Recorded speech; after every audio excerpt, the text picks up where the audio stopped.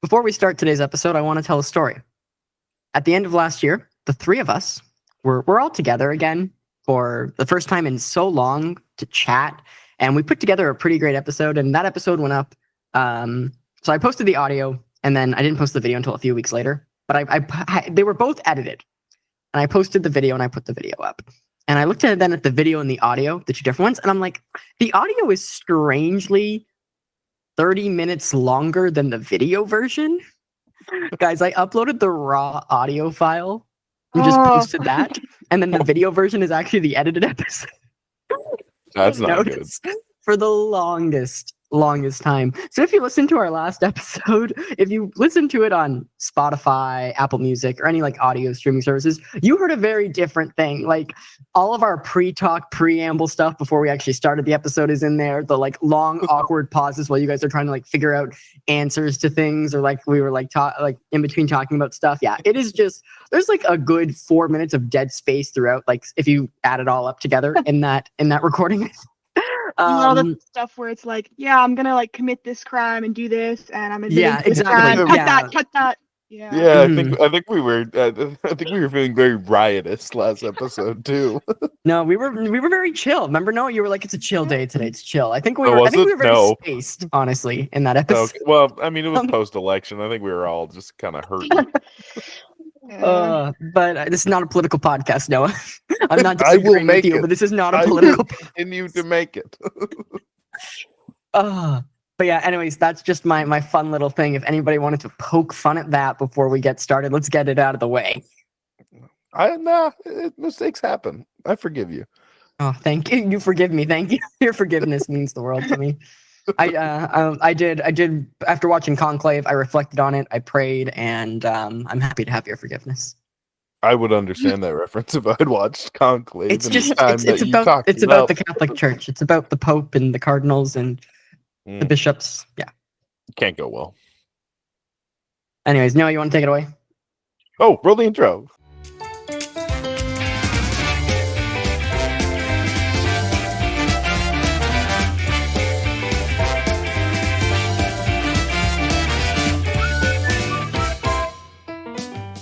Hello and welcome to 21st Century Cinema. It's the podcast about film and the film industry. As always, I'm one of your hosts, Joseph Delavecchia, and joining me today for the second episode in a row are both of my lovely co-hosts. Last time, I did not give them each a fun, creative intro that is different than any other intro I've ever given them, so bringing that trend back around. So first off, she pitched the idea of this show 6 years ago and is back now to continue right where we started. It's Jamie Crivello. Hello. What do you mean by right where we started? As in we haven't grown at all in 6 years? What do you mean by that? No, I mean that we started, the show premiered with an Oscar nomination episode. Today we're doing the Oscar nominations. Yeah. Okay, sorry. I take back the hostility. Hello. Okay. Welcome. And also joining us today is the one friend my close friend group won't shut up about how much they love him. It's Noah Shepherd.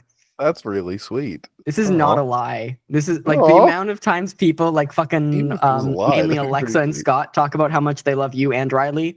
But that's also, sweet. I know you messaged Alexa about hockey last weekend because I got texts. Yeah, Noah's messaging me about hockey. I'm like, that's great, cool. Alexa, very few people I know watch the PWHL, which they should. It's great. They're going to another game next weekend. Yeah, I saw that Alexa had posted it, and so I was like, you know what? Yeah.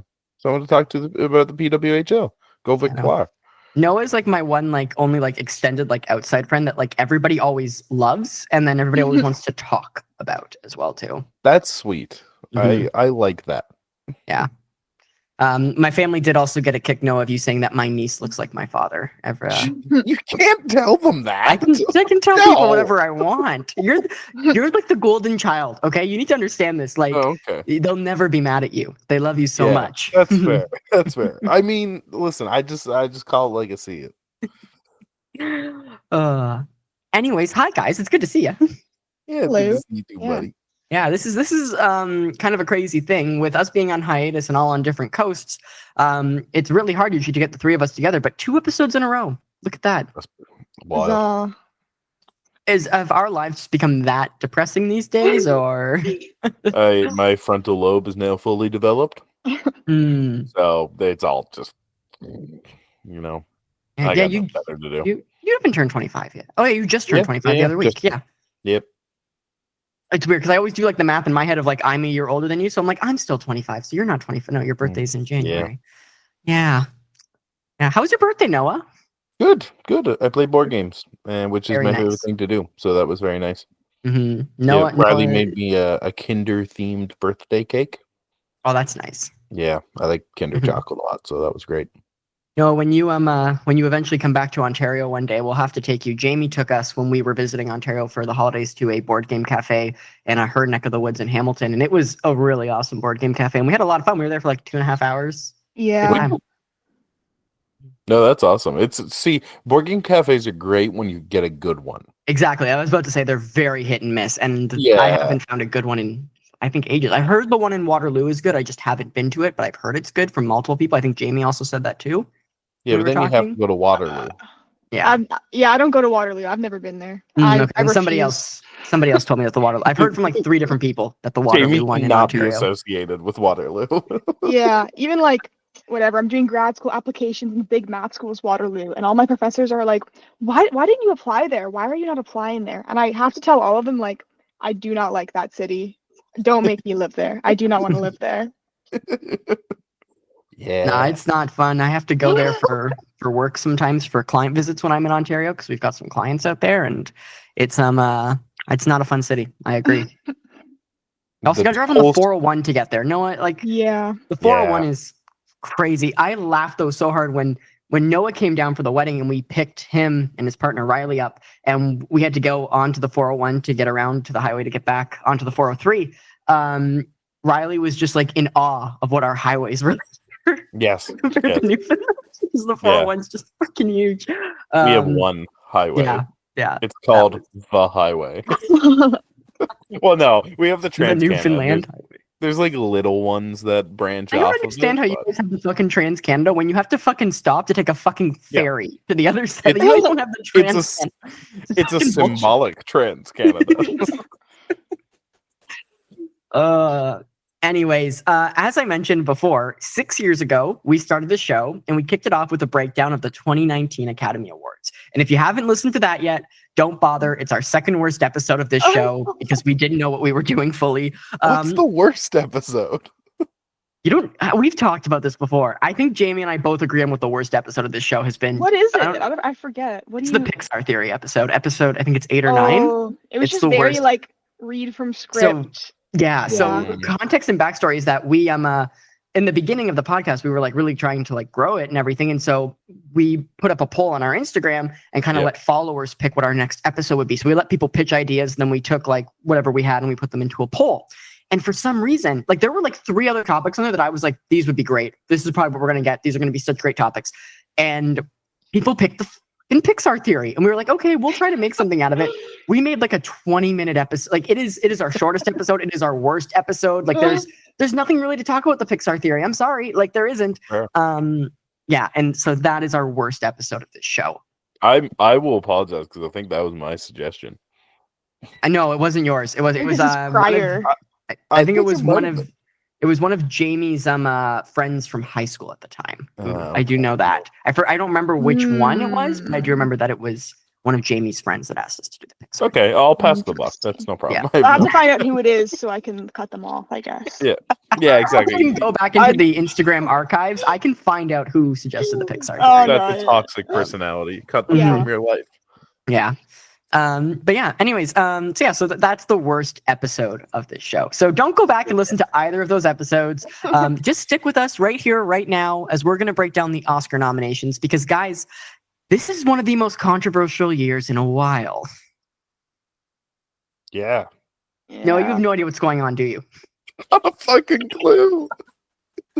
I saw Nosferatu and it was great and it's not nominated. So man, I don't know. All right, I guess I'll take this one away. So have you guys heard about Emilia Perez? Oh, yes, I have heard of it. Yeah. Okay. So Emilia Perez is the most controversial film of the year, but also the most nominated film at the Academy Awards this year with 13 nominations, which is an insane thing that the film with the most controversy and the lowest Rotten Tomato score of any other Best Picture nominated film this year is the most nominated. Now, I personally have not seen it. However, the reason why I haven't seen it is because I've heard how bad it is. It is a musical. It is an international film. It's entirely in Spanish. It is a Mexican film with very little Mexican representation. Hold up. It's made by a French filmmaker, and I think mainly an American studio. So I don't know if it counts as being a Mexican film because the guy that wrote and directed nominated for international. Is actually French. Okay. Is it nominated for international? We're gonna check right now. I don't think it is. I think the Brazilian film is the one. Yes, it is. International film. International films are The Girl with the Needle, Amelia Perez, I'm Still Here, The Seed of the Sacred Fig, and Flow. I'm Still Here. Nominated as a French film, not as a Mexican film. Which I feel like adds another weird layer of like, why is this story written by? Why did a French cis man decide to write this story? And I don't know. It's so it's a story about Mexico and Mexican people. It's based on true events, but it is very little Mexican representation and heritage between the film itself and the actual actors and cast. And it's a musical where apparently the songs are not very good. I have not heard them, but from what I have heard from general consensus, people are not fans of the music. So much so that the Academy is not allowing original song to be performed live on stage this year because Amelia Perez has 2 nominations in that category. Now, wait a second, Joe, you haven't heard that song, Vaginoplasty, it's called? You haven't heard that one? It's so. If you were to say to me right now, if Noah were to say, Joe, is Jamie telling the truth or doing a bit? I would say Jamie's doing a bit. That sounds fake to me. Like the best line in that song, the like catchiest line, it goes like this: "From penis to vagina." Legitimately. I have not. It's a marvel that this is nominated. From what I've heard, I haven't seen it because I don't want to put myself through that. But also too, as well, I want to acknowledge before we just keep talking about this is that another one of the controversies as well is the trans representation in this film and how it is handled and displayed. There is a trans a member of the trans community playing the lead role, so it's not in the sense of the casting, but it is, however, with the actual way it is handled, has also been subject to a lot of controversy. Once again, I have not seen it, so I cannot properly talk about that. I'm also not a member of the trans community, so I cannot properly talk about that. You tell me that French cis guy didn't nail it? French cis guy did not nail it, though. Shocking, I know. What a surprise. I will say, like, the bare minimum is having a trans woman play a trans woman, and they did that. And, like, low-key, I don't think she's a good actress. So, I feel like it was just, who is a trans actress who exists? Oh, yes. Yeah. And is vaguely Latina. Like, I haven't seen it either, and part of me is like, maybe I'll watch it and it's actually amazing, and just everyone else is like, I don't know, too busy like picking their ass or something, like they're missing something that's going on. But I've seen the songs and I've seen clips, and it looks not good. I'd say that, not good. I think the song that's nominated is I forget what it's called, but it's the one that Zoe Saldana sings. There's 2 songs nominated for it. So the 2 songs that have been nominated, I have all the nominations up right here because I figured we would probably need them when it came to all of this. So for original song, the 2 for Amelia Perez are El Mal from Amelia Perez, and the second one is Mi Camino. Yeah, so the one I've heard and is allegedly like quote unquote the better of the 2 is El Mal, and it's so not good. It's kind of like if Lin-Manuel Miranda was untalented and tried to write Hamilton. Like, it's a really bad kind of rap sing, like no melody, I don't know. It's lacking substance. It's bizarre. Because Lin gets away with it because he's got some pretty actually decent wordplay. And like, while he himself isn't a fantastic, exactly. He himself is not a super fantastic performer, but he's very good. Like he's great, very good at writing music. Yeah, unless it's for a Disney film, a live action Disney film, I should say. His animated work is great. Wait, Moana parodies that movie. What did he write that you don't like? The 2 original songs for the Little Mermaid live action, and all the songs for the new Lion King Mufasa. Oh, people love the songs from the new Lion King movie. I know people are really liking the ones from Mufasa. I know I'm in a minority there. Not a fan. This is maybe just a tangent, but I feel like what I just hear people complain about with that movie is that it wasn't 2D animated, that they went with that weird, uncanny 3D animation. stupid. But I think besides that, the songs, from what I've heard, they sound like catchy and kind of on par with the vibe. They're very Lin songs. They are very Lin songs Yeah, when you look at them and hear them. Yeah. Anyways, back to the Academy Awards, perhaps. Yeah. No, we can talk about Lin-Manuel Miranda. I love him. Warriors is streaming everywhere now. Latest concept album. Check it out. Anyways, but yeah, Amelia Perez, very controversial, and it will come up a lot as we talk about these nominations. But as always with this show, we're going to go through the nominations, talk about what movies we've seen, and what we think is going to win, and if we think there's been any snubs in these categories as well. There have. So many. Now, usually all the movies I saw this year. Usually we kick things off with Noah Shepherd leading us to talk about the best animated feature film breakdown, those nominees. Yes. But we have a very rare year this year where, Noah, you haven't seen much of animation. I've seen 2 of the nominees. Mm-hmm. So usurping your position as animation expert this year, mainly because she requested it to go off about Wallace and Gromit and the tragic future of Wallace and Gromit. Jamie Carvello, please take it away with animated feature film category, our nominees and your thoughts. Okay, wait. Who are the nominees? The page I was looking at didn't include the. Just scroll down one page on the doc. It's right. Yeah. That's so. Oh, you're so prepared. Yeah. So I guess I've seen 4 out of 5 of them. I have not seen this flow. I haven't even really heard of it, but I've heard good things about it. Yeah, this is the one that's nominated for best international film as well too. Yeah. So I think it's just a matter of, because it's international, it wasn't marketed the same way here, so I only became aware of it after it gets recognition, like from after coming out. Wallace and Gromit. I love. Do you want to read off the nominees first? Oh, so true. Okay, sorry. So we have Hello. We have Inside Out 2. We have Memoir of a Snail. We have The Wild Robot, and then Wallace and Gromit, Vengeance Most Foul, and foul spelt like, well, like bird. Like bird, yeah, that's the word. Yeah, like hunting fowl. Bird is the word. Yeah, well, I got too excited about Wallace and Gromit. I actually I didn't realize it came out when it did, because it was, I think, straight to like streaming type of thing. Yeah, I think it was Netflix. But yeah. I was waiting for it to be in theaters, and I just was too stupid to check or keep up. I think Wallace and Gromit is exactly what it needs to be. It's like, I don't know, the best goofy, like everyone can enjoy it. I am literally Wallace and Gromit. And they brought back the like evil, it's not a spoiler because it's in the title, the evil penguin guy that was in, I forget what it's called, but the second Wallace and Gromit movie, which I really like. That's really funny. It was just cheeky and awesome. But what's kind of sad is they're running out of Gromit clay. So there's very specific clay that they use for Wallace and Gromit. It does have like a specific look, but it's something to do with how they can get it very smooth and malleable without, like, quickly, I don't know, a balance of being looking finished and still being malleable. But that company went out of business that made that specific clay like 15 years ago, maybe. So they've had a stockpile of the clay they use for the different characters in the background. And in this film, they used up all of their Gromit clay. They have no more Gromit color. No more Gromit. No, the like substance Gromit is made of, it doesn't exist anymore. No more Gromit. So I feel like we should really cherish this movie because it's the last true Gromit. Any other Gromit we see is a sick and twisted and nefarious imitation that is not to be trusted. So fake ass Gromit. 2 things to say. The first one, I think I've said this before on this podcast, and it usually gets the classic "Shut up, Joe." I've never liked the Wallace and Gromit movies. I have only seen the first one. Idiot. I hated it. And wait, so you see it like? Wait, by the first one, do you mean the moon one, where they go to the moon and they're like, "It's cheese." Yes. How can you not like that? He's literally like, no.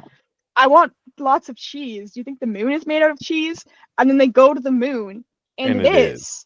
But then there's like a robot that's all sad there. Like, I feel like that's such a great concept. He gets all the cheese he wants, but there's this robot that's gonna, whatever. I won't spoil the first Wallace and Gromit movie in case anyone is really invested in that. I love maybe Wallace the second thing Gromit, to say though was that, Jamie, you said when we originally were talking and planning this this part of the episode, you said, "I am so Wallace and Gromit pilled." And I have not heard that slang before. Is that the same thing as saying coded? Well, The Matrix. Yes. You know how you take like the red pill or the blue pill? Yeah.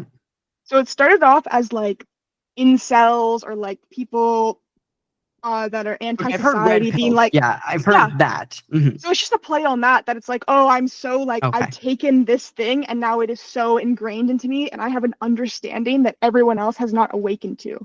Gotcha. So Okay. Wallace and Gromit, I get it. Joe, you aren't there yet. You need to I'm take not the there. Wallace and Yeah, Gromit no. pill and become Okay. Wallace and Gromit pilled. You gotta take the pill, but you gotta do it soon because they're out of They're running. grommets. They're out of running. Gromit. You can take the Wallace pill only. They've run out of grommets. To be fair, though, Joe is very, very Wallace coded. He is. Even like the kind of sweater shirt, this collared, Oh, absolutely. almost knit What I'm wearing collar right thing. now.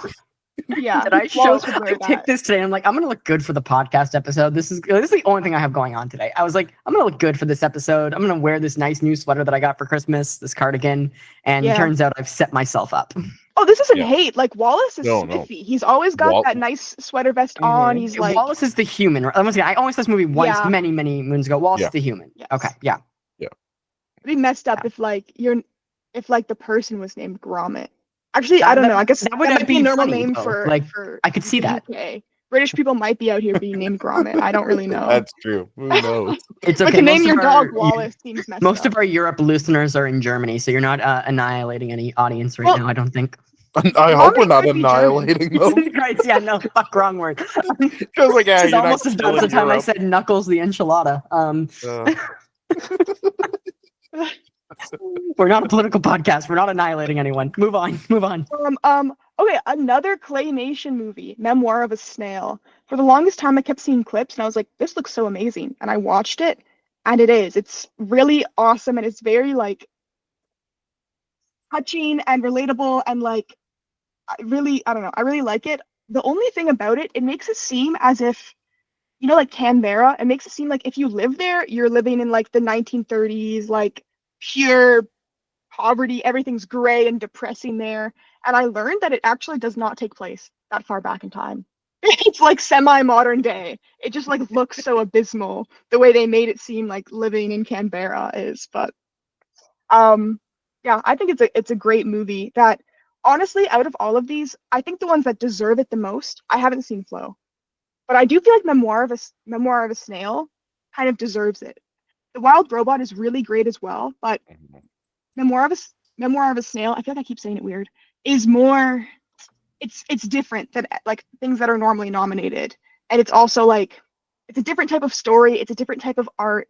It has just a different tone to it than animation typically has. So I feel like it's paving the way for more things in that type of genre and for animation to branch out into different types of movies and not just like family friendly type of yeah. But The Wild Robot was also very good. Like So I can see that winning as well. what's also interesting just about this too is that Flo won the Golden Globe. Yeah, apparently Yeah. Flow is fantastic. Mhm. I haven't seen it. I've only seen The Wild Robot. I haven't even seen Wallace and Gromit yet. I've been waiting to watch it with friends though. Wait, have you I've only seen The Wild Robot and Inside Out 2? Yeah, Why did Yeah. you go see Inside Out 2? because people asked me, "Hey, you want to go see Inside Out 2?" And I said, "Sure." And it was okay. It was okay. I doubt that, but okay. It was Yeah, okay. I watched it when it went to streaming. I just had the letdown of like the whole time she has this deep dark secret and there's like some like, oh, she has like a weird obsession with these girls, and I was like, oh, she's gonna be gay, and that wasn't what it was. So I'm like, Disney would never. okay, so what's the point here? After the Lightyear kiss incident, come on. But yeah, But yeah, realistically, yeah. if Wallace and Gromit wins, that's hilarious. Well, That's hilarious. there- That's funny to me. that's like the video of fucking Miyazaki. The video of him being like so disappointed, and the reason I think he hasn't been to the Oscars since the first time he was nominated was because Wallace and Gromit beat Howl's Moving Castle, and he was so fucking angry about it. Something about it is so funny Yeah. because like Well, 'cause- it's so camp and Wallace cheesy. and Gromit: The so Curse it's- of the Were Rabbit won Yeah. for Best Animated Feature. and That's a he's good one, though. angry. He's so angry, and all you hear is the Waltzing Gromit music blasting in the background. It's fantastic. Guys, maybe he actually stole the rest of the grommet clay. Oh, It's been sabotage. He's Feathers McGraw. He's Feathers McGraw. I think that's everything I have to say on animation there. Okay. All right. We can move on then to, who does everyone think is going to win? I'm going to say either Flo or The Wild Robot. I think it'll probably be Flo just because it won the Golden Globe, and one of my friends who was in animation went and saw Flo, and he really liked it as well and said it was his favorite animated film of the year. So I'm going to trust Elio's word, and I'm going to say that Flo is going to win, I think. Yeah, I think so as well. Yeah, me too. If not Flo, The Wild Robot. Yeah, Wild Robot's definitely the runner-up. Yeah. Okay. Let's move on. Thank you, Jamie, for usurping Noah. Noah, do better next year. I've listened. I should have. I really should have. I should have just watched more. But I didn't go to the theater a lot this year, as we established in the previous episode. Yeah. All right. Let's talk about writing original screenplay. The nominees are Anora, The Brutalist, A Real Pain, September 5th, and The Substance. Now, this is original, not adapted, so we have a lot more to talk about in the adaptive section, but I want to talk about A Real Pain, written by Jesse Eisenberg, also his directorial debut. I talked about this a little bit in our last episode, but as I said, when it comes to directing, I think this movie, Jesse is really trying too hard to be like Wes Anderson, but for the writing, I think it is stupendous. And we kind of had this conversation in the last episode where Jamie is talking about a really good writing is like when it's like you're listening in on a conversation, you're just eavesdropping. It feels so natural. And that's what so much of this movie is. It's very raw and real. It deals a lot with death and grief and finding your kind of like place. And there's just a lot of just really organic moments that don't necessarily move the story along. It helps move the characters and get you a better sense of the characters. But there's this very sweet moment where they find their grandmother's old house in Poland, and they go there and they're doing like this tradition out on the front steps, and this neighbor sees them and starts yelling at them saying, "You can't be here, you can't be doing this." And it's just a very like organic interaction that they have. They have to like find a translator to communicate, and it's like a 3 to 4 minute scene. Like you could cut it out of the movie and the movie would still be the same, very impactful. But it's just a very nice, organic moment that's in there. And the movie's just filled with these little things. And overall, I just think it's a really, really great writing. It's honestly, it's kind of inspiring as well, too, I think. Like, I really think Jesse Eisenberg showed his stuff as a writer here. And I'm very excited for whatever he writes and does next because, like I said, it's just very real and it very much makes a connection with you. And it's simple, point A to B in this story. Very straightforward. Yeah, I haven't seen it, but the idea of like Jesse Eisenberg writing like conversations and stuff, he like is, quite an awkward guy and kind of has a reputation for being that way. But I imagine that would make it seem more real, his writing, even because it like I haven't seen it, so I'm making assumptions. Perhaps it doesn't shy away from being awkward at times or like being not the most perfect dialogue and stuff, because I do feel like people that are more awkward or like not as socially adept are more aware of the rules other people follow and how the natural way of like how you actually want to talk type of thing. Do you know what I'm saying? Yeah. Yeah. And both he and Kieran Culkin are just fantastic acting and bringing the script to life as well too. Yeah, Kieran Culkin has that sort of delivery, right, where he can kind of sell anything with the way his reads go. I actually was I saw Searchlight posted this, but apparently Kieran Culkin dropped out of the film 2 weeks before they were supposed to start shooting and didn't want to do it anymore. And it was Emma Stone that convinced Kieran Culkin to do it and to not leave Jesse hanging. And now they're nominated for a bunch of not only Golden Globes and I believe Kieran won the Golden Globe, but they're also nominated for a bunch of Academy Awards too. I know that because he was at wrestling the next night. As for the other writing nominees, like I haven't seen September 5th or The Brutalist either. The Brutalist is like out in theaters right now. I intend to see it before the awards. Yeah, me too. The Brutalist is just getting such rave reviews. It's just like it's 3.5 hours long and it's a Holocaust movie. Like it is going to be a fucking time. I have no doubt that it's amazing, but you definitely got to be in the right headspace to go watch it. I do have some hate prepared for it, pre-prepared, but we'll get there when we get to the acting segment, I suppose. Okay. So yeah, I can't really speak on most of the nominees. I really think The Substance deserves to win, but I don't think it will, for the same reason I think it deserves to win, because the writing is not natural. It's very surrealist and very like, I don't know, I feel like it's so good and it's so unlike anything else. It's surrealist, and where it departs from where you expect or where the norm is creates very specific intentional emotions that you couldn't do unless you chose to do it this non-conventional way. And I feel like because it's so aware of how you can change different elements of the story and even the way people are talking and just to create these really wrong feelings, because that's not the way it's supposed to be. I don't know, it's very intentional with, I feel like, everything that is written. There is no filler. There is nothing that's like, well, it makes sense for them to say this because that's not the point of this movie. It's not a slice of life, here's relatability. Nothing in it is real. Like the way people talk, the way the TV shows work, like nothing in it is real. Like there's no daytime aerobic show that is that important in real life. Like that doesn't happen anymore. Well, also too, yeah, I think it also depends, and this is something that we don't know or have access to, is that like this is also for the screenplay, and there's so much more to a screenplay than just the dialogue. There's the direction, the descriptions, like the scenes, the staging. There's so much about it that we don't see or get to kind of like have that view going into this category that the Academy does. And so, like you said, it's very deliberate. So it depends also on how that stuff is set up in the screenplay that could either give it more of a chance or hurt it even more. I feel like with The Substance, the way everything happens, I feel like it's all in the screenplay. Like there's a scene of Dennis Quaid eating shrimp really grotesquely. That's definitely in the screenplay. But that plays such a huge role. The fact that someone eating shrimp is the most grotesque thing in the entire film. Even though you have like, people coming out of other people's spines and green goo, like you have really grotesque things. Yet this awareness and intentional, like, I don't know. That's also maybe a testament to the directing, but the fact that was written into the screenplay and just, I don't know. There's a lot going on here, and I think it's incredibly intentional and incredibly unconventional and surrealist. And I also love like surrealism, and I want to see it make a comeback, or maybe even like, I feel like it hasn't been huge in Western media yet, so I want it to just be a thing because it was huge in Japanese films, in the 60s, 70s. So anyways. No, you saw The Substance, right? No, you didn't. Joe. So I've seen and have you seen one movie on this original screenplay list?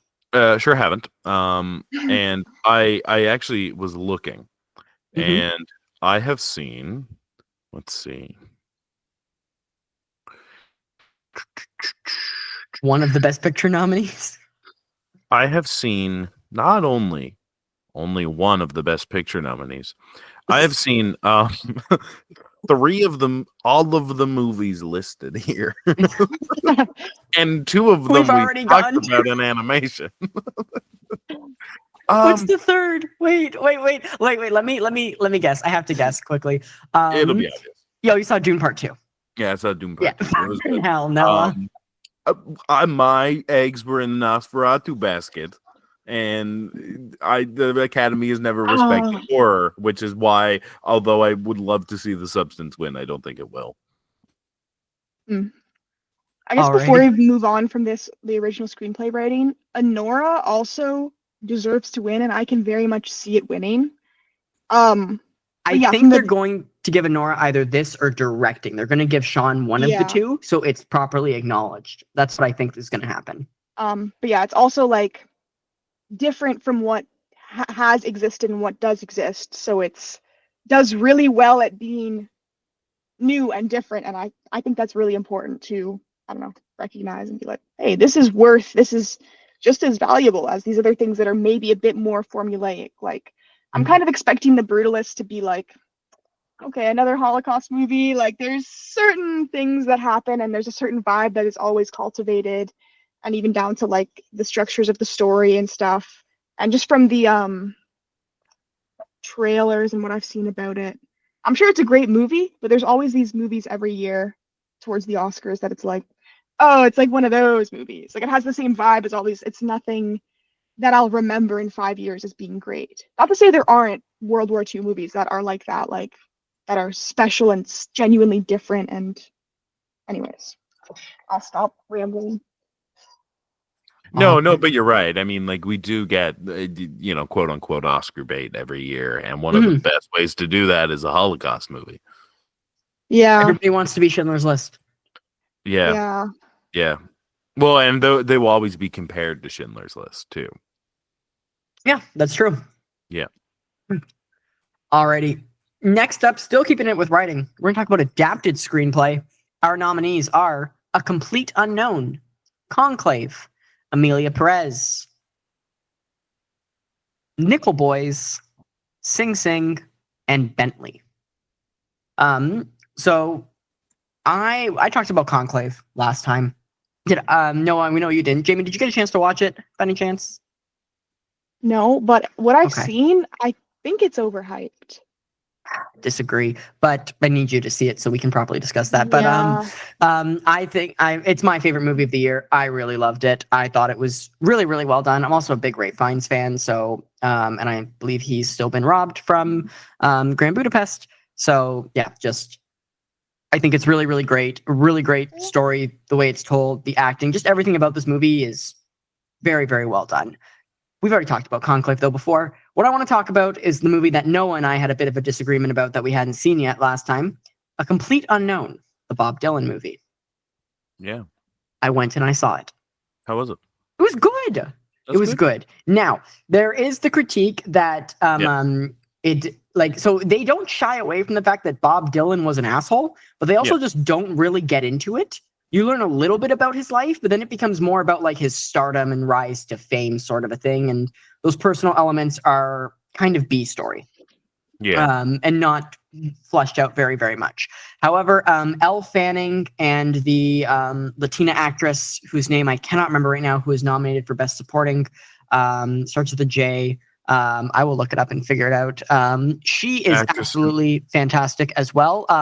Monica Barbaro. Why did I think she started with a J? Classically starts with a J. Yeah, classically starts with a J. Monica Barbaro. She is fantastic in it as well. Everyone acts it. Timothy, whatever you want to say his fucking name. Chalamet completely transforms himself into Bob Dylan. He nails the voice. Like it's so well done. I enjoyed the movie. I thought it was good. I do not think it is the best picture. I could see this being Timothy's best performance of his career. I'd say that. No. This and Paul is very, very good. Immediate. I feel it. No. No. What would you? Oh, okay. Here's the thing. Quit it with the biopics. If you're gonna do them, Timothy Chalamet is like, he's good for Paul because Paul is famously like charming, handsome, Part of Bob Dylan's charm is that he was just some guy. Like he doesn't look like just some guy Chalamet. That could write. Yeah, and also with Elle Fanning, like I like they're all the big name actors and actresses. They're big name for a reason, and they're all beautiful and handsome. I felt this way when they just announced the casting for Wuthering Heights, and it's Margot Robbie and like Jacob Elordi, and I'm like, what are we doing? But that's how I felt about this casting for A Complete Unknown. I'm like, I would rather they just cast people who would be good as these roles that are maybe more similar to them or more unknown people, rather than like, let's pick the most beautiful people ever to play these people, even if they don't have the other non-physical aspects that would, like mannerisms, physicality, speech, whatever, that would make them more similar to who they're trying to, like, it kind of, what I've seen, it almost seems like Timothy Chalamet is doing a Bob Dylan impression rather than being Bob Dylan. Whereas like say Rocket Man, I actually watching it, I was like, oh yeah, that's Taron's amazing as Elton in that. He's so good. John. But it just seems like he's doing a Bob Dylan impression, and I cannot see him as Bob Dylan. And I don't think it's necessarily his fault. I think it's just what he was given and the fact that he is so not Bob Dylan. He is like, even like personality wise, I know whatever, being an actor, but it's just like, it feels like it goes against what he is on. Mhm. Like, there's nothing that ties him to Bob Dylan besides being a white man, and it feels like that to me. I think what I find recently with biopics, it's more so for me is that I'm not impressed if they completely transform themselves, because we've seen like a lot of people do it. That's kind of like the only thing you need to do for a biopic to get made, it seems. Yeah. So like it, we've come a long way from Joaquin Phoenix and Walk the Line, where it's like this which is good casting given the trauma Joaquin had in his past, and Johnny Cash, and also he sounds like him naturally. He can, and he enhances his performance so he's able to embody it. But like, that is a standout performance because at the time that's not really the way biopics were done, and there weren't as many of them. But I agree with that criticism. I agree with that. I'm kind of hating on this for the writing is like, that doesn't have to be a groundbreaker if that wasn't the point of the movie. That it felt like the writing is just kind of like, here's Bob Dylan and what it was like when he started up. It's not saying something else, where you have biopics that aren't so much about like, well, you love this person, let's talk about this person, where it's about something else, where it's about like loss, or about this, like, this was very much kind of about Bob Dylan and his career, and it didn't sell me on the Bob Dylan or on his career. Like, so I feel like the writing was, I don't know. I haven't seen it. Again, I've only seen clips and stuff, but from that, it's already lost me. Yeah, fair enough. Yeah. To kind of just, I do agree, like, to the point of like, like the writing is nothing spectacular, to kind of my point. Like, I think the performances are really good, the actors and actresses are really good, but the writing is nothing spectacular. There's nothing groundbreaking right here, to Jamie's point. And I haven't seen Nickel Boys or Sing Sing, so my obvious choice for this category is Conclave, and Conclave also won the Golden Globe, so I think it's going to win it. I can see that as well. But I have heard, however, that Sing Sing is really, really great. It's about, I haven't actually. That's the one about the prison with the one second. I want to get the actual proper description of this movie. Based on the true story of a man imprisoned at Sing Sing for a crime he didn't commit. When joined by a wary outsider, he finds purpose staging an original comedy with a theater group of other incarcerated men. Now, this, I think, by definition, would be a biopic as well, because it's about a specific person and their life. I think this is the kind of biopics like we should be making. Things that are a lot more like lesser known, and that are like these like empowering stories. Or it's like, what is this story giving to us? Like, what is, there is a story to tell. It's not just like, I want to learn more about this person because I like them. Like, Bob Dylan didn't have a crazy amount of hardships. Like, whatever. It's kind of the same thing that most folk singers had. Like, whereas this, it's like, wow, that is like an amazing story, and it has something to say about, the prison system and whatever. I haven't seen it, but like reading about it, it seems much more compelling. And well, that's like did you see a few years ago Just Mercy with Michael B. Jordan about the lawyer who got black men off of death row for crimes they didn't commit, that police just like imprisoned them for and charged them guilty with? It was very good. Very, very good. And that right there, like, based on a true story, biopic, but has, like you said, a story to tell and tells us more about the world and things we're just like uneducated about. That's like Schindler's List is technically a biopic. I guess if you imagine this Bob Dylan movie, but imagine Bob Dylan wasn't someone you knew, I feel like it wouldn't be a good movie. Like, I feel like part of it is that you know who Bob Dylan is. Fair. I think that's fair. There's another the movie about the fake folk artist. Yeah, Inside Llewyn Davis. Yeah, that I feel like that if Bob Dylan had some type of story like that, it's like, okay, well, that is compelling. But that's kind of an example of like, well, here's the general folk artist experience at the time with these other things added in that tells that story that you might want to tell by choosing any of these folk artists. But then I feel the story for Bob Dylan, for a complete unknown, is like lacking. So I feel like within the writing, there's not much room to do things. So maybe that is also a testament to the writing, if it's like genuinely encapsulating and dynamic and whatever, that it was able to do that out of like a mid origin story. Mhm. Yeah. Anyways, I digress. Moving on to our next category. Actor in a supporting role.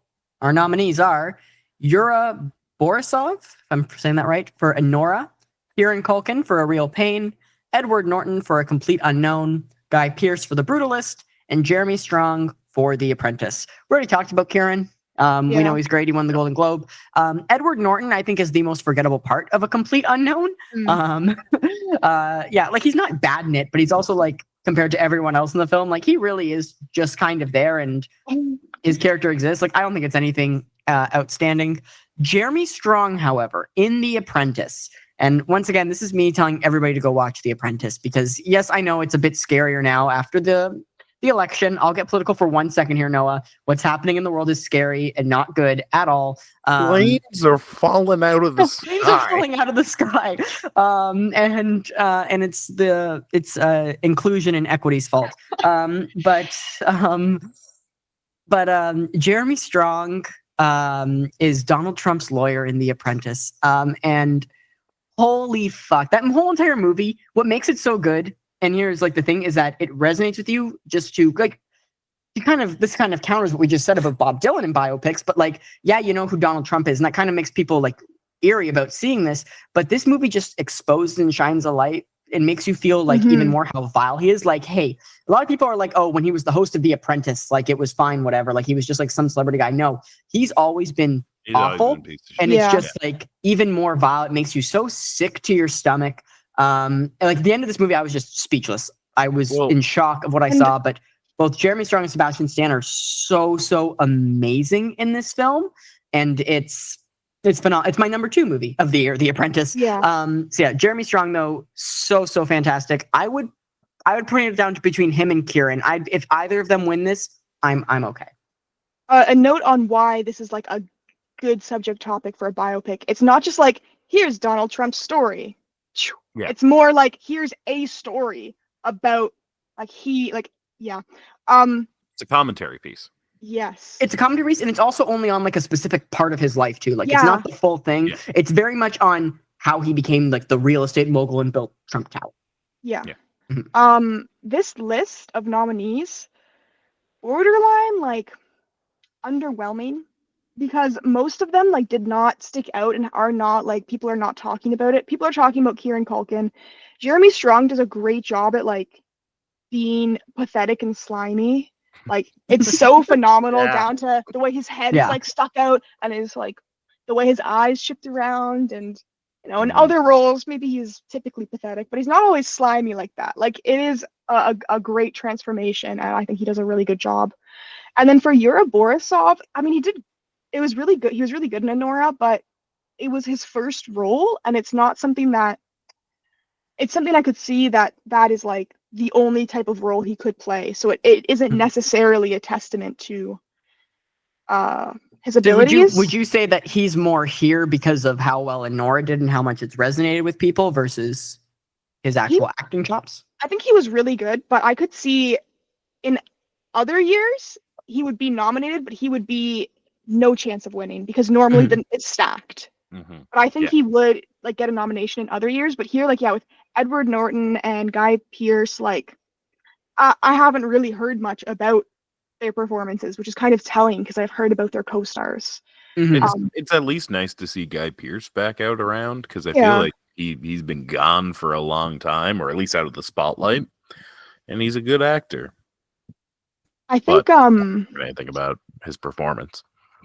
Was it 2 years ago that Everything Everywhere All at Once came out, or 3? Well, 2 years ago.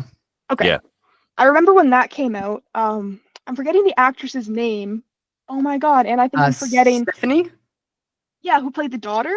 Yes. I know that was also her big role, but I think it's different there that I do think she deserved it. Because that is not a role where it's like, that's just who she is in real life. It's like she played different characters on screen and made both of them seem so real and tangible that they felt like different people, even though they were both her. Yeah, she as well. Yeah. Had a big Broadway background. So she's been, I don't know much about Yura, but I know that Stephanie has been I know that her background is still very much in acting. This was just sort of the first big film role. Yeah, but I do still feel that she's an outlier, maybe for that reason and for the roles, that when it comes to someone's first big breakout in film, it's rare that they're going to get the award. But yeah, anyways, again, I digress. I'll stop my rambling. They should nominate Jamie Lee Curtis. Yeah. We should always nominate Jamie Lee Curtis. But speaking of Jamie Lee Curtis, she did win actress in a supporting role for Everything Ever All at Once. She did win that year. And let's talk about this year's actresses in supporting roles. The nominees Actually, I want to talk about a snub for actor in a supporting role. Oh, go ahead. Willem Dafoe and Nosferatu. Are you kidding me? I didn't see it, so I can't say. I feel like so good. That's also partially him. He does a lot of roles like that. Yeah. Oh yeah. So it's a little tough. Yeah. Nosferatu. Absolutely. This is such a side point because it's not even really nominated anywhere. It's maybe got 2 or 3 categories. But Aaron Taylor Johnson was a little too much. Even if it did get nominated, he would not have gotten nominated for acting in a supporting role. That was maybe the only performance that I was like, yeah. You can tone down the improv class expressions going on here, but he was still good. He was still good. I guess I'm just being a hater for no reason. But. I don't know how you would classify Bill Skarsgård. Yeah, as he's the title character. As a supporting role because he's not. I think so. Yeah. He's also fantastic, but I think that more of that is from the physical transformation and the voiceover rather than. That's his voice. Yeah, I didn't know realize that was his voice until it's insane. I was like, yeah, and whoever was doing the voice, that was crazy. And then whoever I was with was like, that's him. He's doing that voice. Fantastic, but it's not exactly the type of performance that gets nominated. Yeah. But you know what? We should highlight it anyway. Bill Skarsgård, what a guy. Yeah. I love a good Skarsgård. Actress in a supporting role. Yeah. The nominees are Monica Barbaro, A Complete Unknown; Ariana Grande, Wicked; Felicity Jones, The Brutalist; Isabella Rossellini, Conclave; and Zoe Saldana, Emilia Perez. Zoe did win the Golden Globe. We'll put that out there. As the person who has seen Conclave, I will say that Isabella Rossellini is really, really great in her role. She brings a little bit of light comedy to the role as well. She's definitely a smaller role, I think, compared to of the films that I've seen here, which would be Wicked and A Complete Unknown. She's probably has the least amount of screen time between everyone here, and from what I know about Emilia Perez, less. So she doesn't have that much screen time, but she does very, very good with the amount of screen time she has, and she leaves an impression very similar to Angela Bassett in Black Panther 2, how she has very little screen time, but she leaves an impression similar to that. I want to say one thing though that might be a little crazy, but I need to say it. Ariana Grande is nominated here for actress in a supporting role for Wicked. And so the first thing is, I was really shocked that they did this with not having both her and Cynthia put up for best actor, leading, as headliners. But I'm kind of glad they did it this way. I think it makes more sense to do it this way. But I was just shocked that was their decision. Ariana Grande is now an Academy Award nominated actress, which is a crazy thing to say. And I'm going to go on record right now and say I think it's deserved. I think she did amazing with this role. I think Cynthia did amazing with her role, which we'll talk about when we get to actress. But Wicked is definitely the best Broadway musical on-screen adaptation since Chicago, which was back in I think 2003. 2002. I think it's 2002. See, even more. I don't know. Yeah. Anyways, I thought Ariana did really, really great with this, and I think it is deserved that she is an Academy Award nominated actress for this. And I'm saying my piece on that. Listen, as a victorious kid, I'm not surprised. But genuinely, everything I've heard about her performance, and I know, I've talked to a lot of people about Wicked. I know some people who that's their favorite movie of the year. I've also heard of other people that are it was okay. But everything I've heard is that Cynthia Erivo and Ariana Grande are fantastic. And they carry the movie. They are front and center, the best parts of that movie. So that makes a lot of sense. Yeah. So this category and a lot of the categories, it kind of makes me think like, what are we doing? Because like, what is going on? None of them are crazy standout to me. Like, Fair. I feel like there's so many snubs throughout all the nominations. I can't believe the lack of nominations for Dune 2 throughout the whole I board. know. But like, why Rebecca Ferguson, like Lady Jessica, Yeah. why she's not nominated? Like, I that's unfathomable. I don't know what's going on. What is going on? And there's so many other movies that I don't know. I guess we'll get there when we talk about snubs. This specific category, I guess I don't have anyone else that comes to mind, Mm. but it's just maybe the most clear example of like, what are we doing? Why is she not nominated? What's going on? Like, Well, I will Yeah. say, Monica Barbaro, while she is good, I think compared to both Isabella and Ariana, her performance is like pales in comparison. So I think there's that right there. I already talked about Ariana and Isabella. Felicity Jones, while I haven't seen The Brutalist, she's a very good actress. And so it is nice to see like some recognition for her there up on this. Once again, I haven't seen The Brutalist, so I can't say like if this is the performance that earns it or not. And I think this is once again where we get into that conversation of career Oscars and everything. Like, Yeah. should Leo Yeah. have won for The Revenant, or was it just the Academy finally giving him the Oscar that he I think had it's that earned so many they- other times? Didn't want him to die. Yeah. To be fair, I will say on that one, Leo is really good in The Revenant. He is really Whether good or in The not you Revenant, think but I'm just saying, Yeah.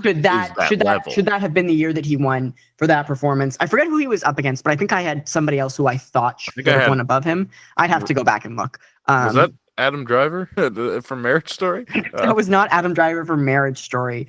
It might have been. Wait, to go back a category to this actor in a supporting role, someone I think was snubbed, and there's I think, a very shameful thing the Academy has done here, but Adam Pearson from A Different Man was not nominated. Yeah. He wasn't even invited to the Academy Awards, but other people from the film were. I don't know. Absolute bullshit. He's definitely not the lead actor, so perhaps the supporting actor, but he's like close to being the lead role, and I don't know. It kind of feels ableist. It feels kind of nasty that they would invite other people from the movie, but not him. It doesn't feel right. Something like, what is going on? I'm not a fan of whatever that is. Yeah, no, that's bullshit. That's absolute bullshit. Yeah, I get it not being as big of a movie, so that's why it didn't garner nominations. So maybe that's a valid reason, but yeah, the entire lack of invitation doesn't sit right with me.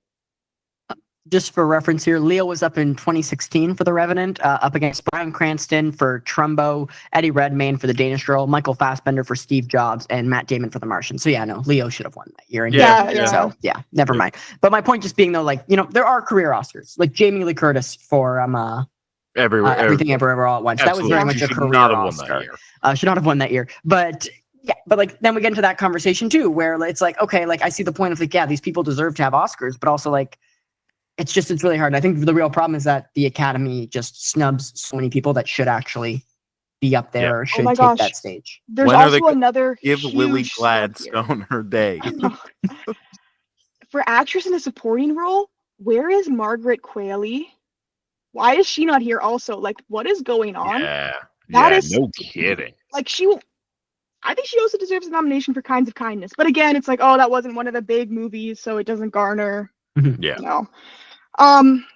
But like, where is she for The Substance? Why is she not here? Like, it was, I think, better than everyone on this list, as well as Rebecca Ferguson from Dune 2. Like, this list just feels like kind of mid to me, that whoever wins, it's like, yeah, like, good job, but it's nothing that is going to be memorable. It's like, there are actors and actresses that have these awards, and you're like, oh, what did they win that award for? This movie. And you're like, oh, right, I forgot they were in that. All of this kind of feels like that, except maybe Ariana Grande and Wicked, because it's like her big film debut type of thing. But maybe. Loki, I do not think she deserves to win, but I can see her winning. Zoe Saldana's gonna win. Oh, probably. This is a good point. Yeah, Probably. yeah. She cried when she got the Golden Globe. She's gonna win the Oscar. Actually, the clips I've seen of Amelia Perez, she's like the most forgivable part of it. Like the scenes she's in, some of them I've seen, like, I'm like, okay, no, like this could be a real movie. This could be a respectable movie right here. Yeah. She's maybe like one of the few saving graces. Alrighty, let's move on to our next category: actor in a leading role. The nominees are Adrian Brody, The Brutalist; Timothy Chalamet, A Complete Unknown; Coleman Domingo, Sing Sing; Ray Fiennes, Conclave; Sebastian Stan, The Apprentice.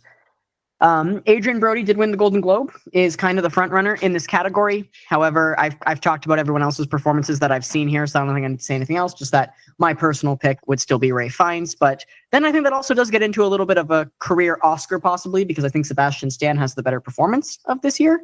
But I think Adrian Brody will probably end up winning. But go ahead with you guys, what you think. Adrian Brody, you should not be allowed to be nominated here. I think using AI to correct your accent should immediately disqualify you. Yeah, Wait, with that's a Accent thing? is assisted I did not by know about AI. this. It Yes. is? Okay, yeah, no, I'm with you. Just you should be. Yeah, 100%. What? I didn't know this. they Especially enhanced because- his accent. Yeah, so many people in the film industry are trying to so actively be against AI. I think that should extend to assisting actors. Like, you should find an actor that can do a better job if he can't do it. If you need to help him with AI, he should not. Yeah. No, agreed. Oh my gosh, wow. No, I did not know Absolutely. that. Holy crap. I Yeah. really hope he Yeah. doesn't win now. There's Wait, let's talk apparently about- some visuals in The Brutalist too that Oh, were yeah. that I were did hear about that. generated. I was generated. going to save that for Best Picture, but yes, I did hear about that. You know what the biggest snub here is? That monkey That monkey, from Better Man. better man, monkey. Okay, I'm joking. Why is he I'm not joking.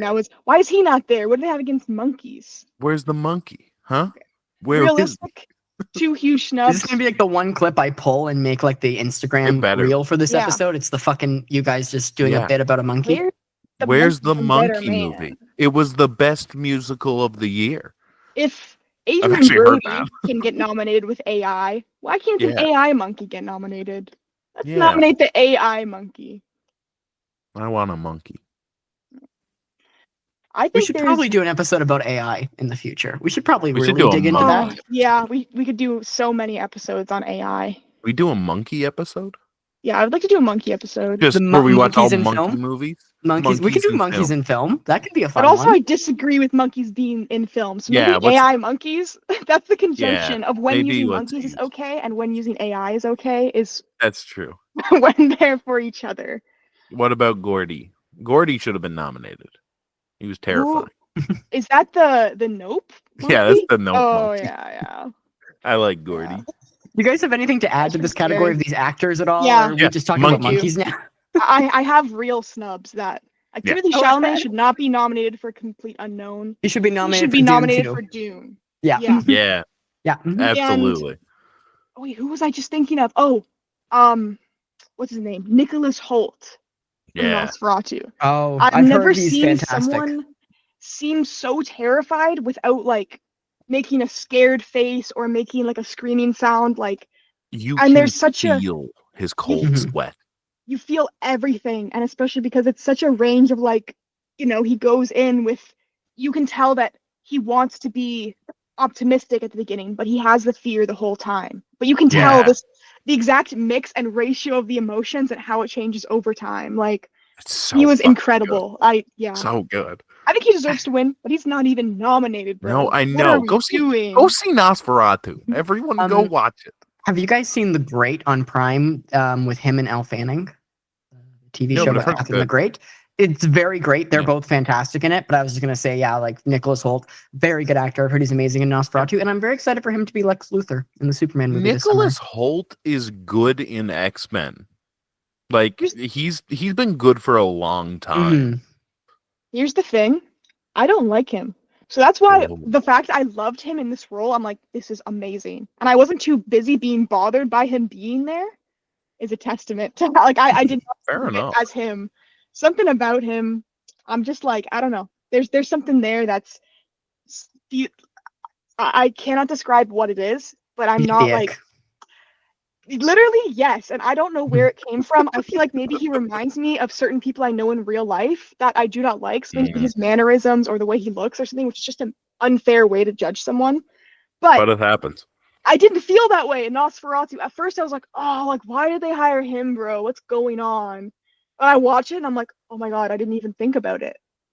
Yeah. So funny story here. Is Hutter. Jamie saying this. I have only ever once been told that I look like a celebrity, and someone said Nicholas Hoult. I don't think I do.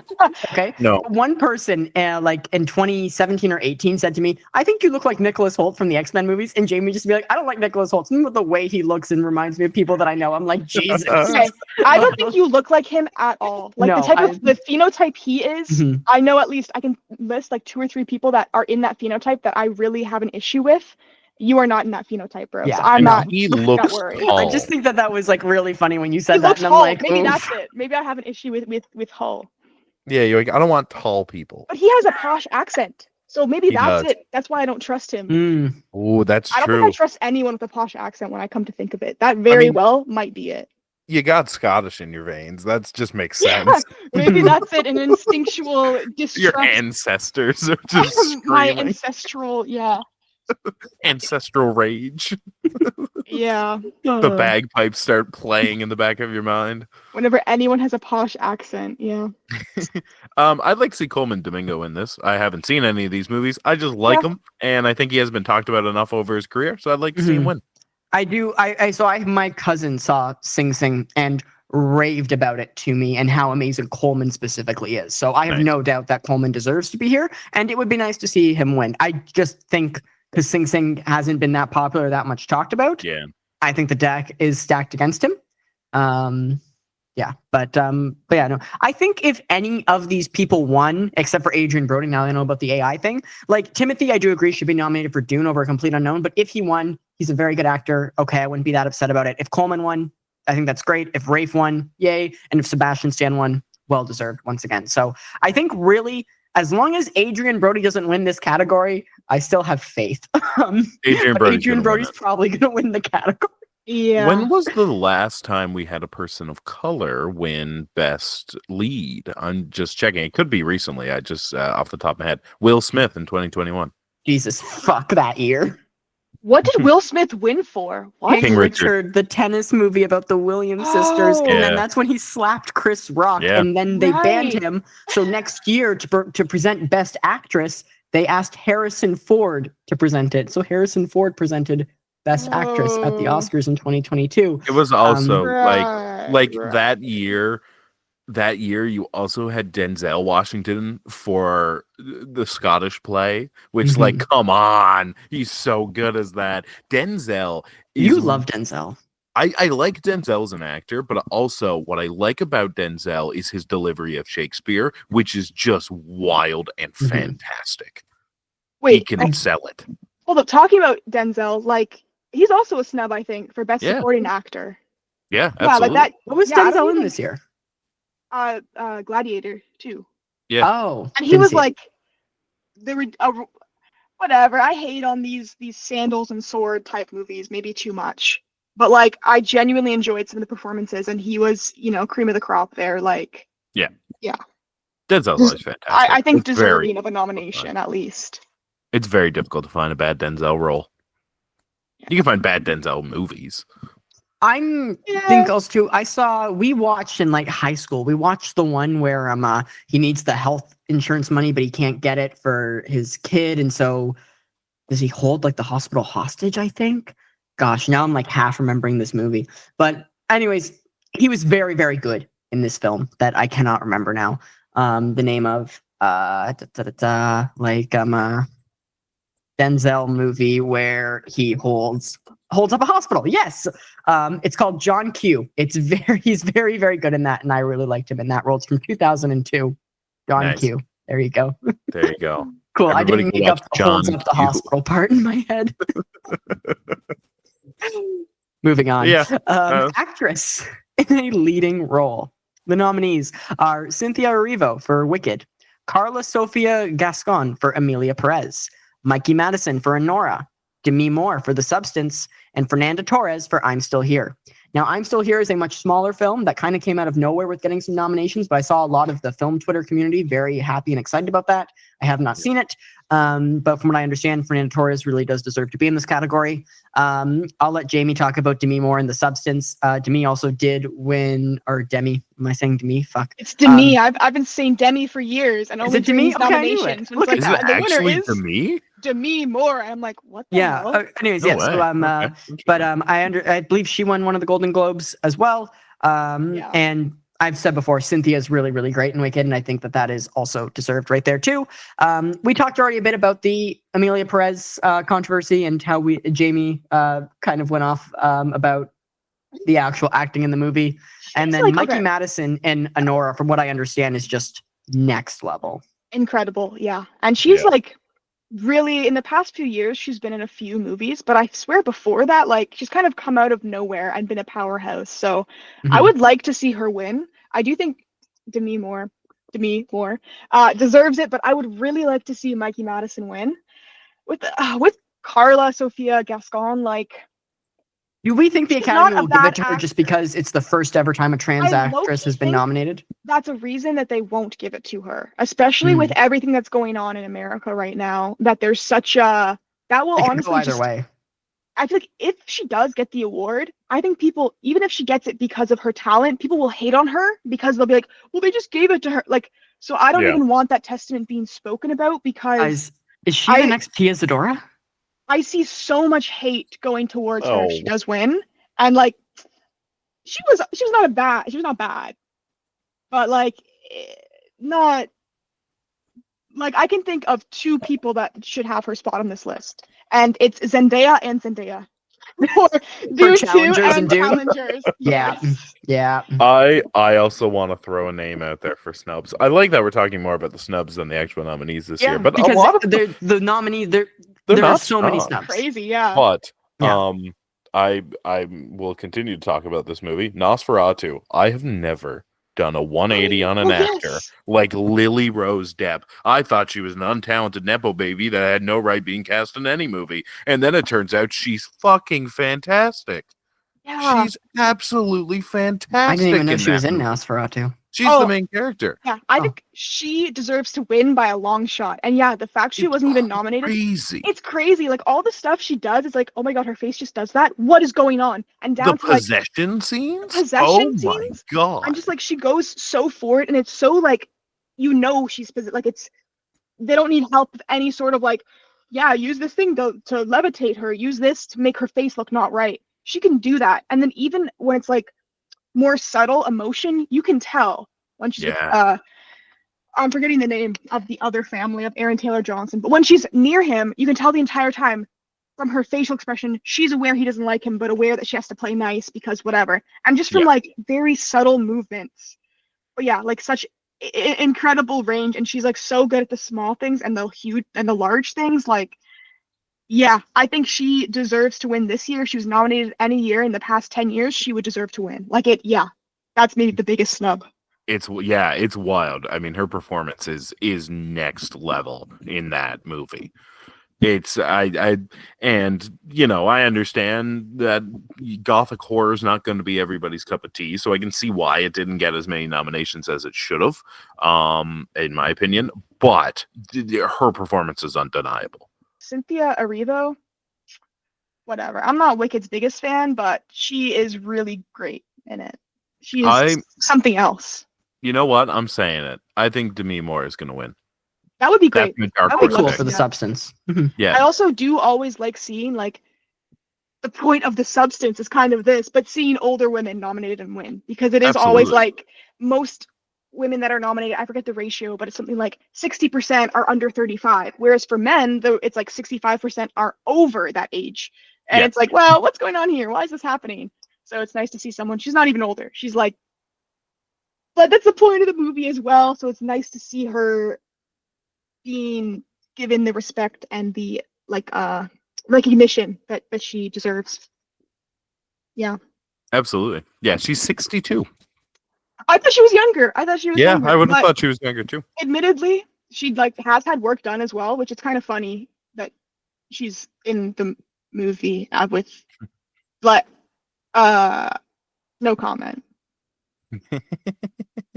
No comment. As long as she doesn't get any more after being in that movie, or else it's like, girl, did you even watch the movie? Like, what are you doing? But I guess, like, whatever. You'd be she's a victim of being pressured to do that. Anyways, I digress again. Alrighty.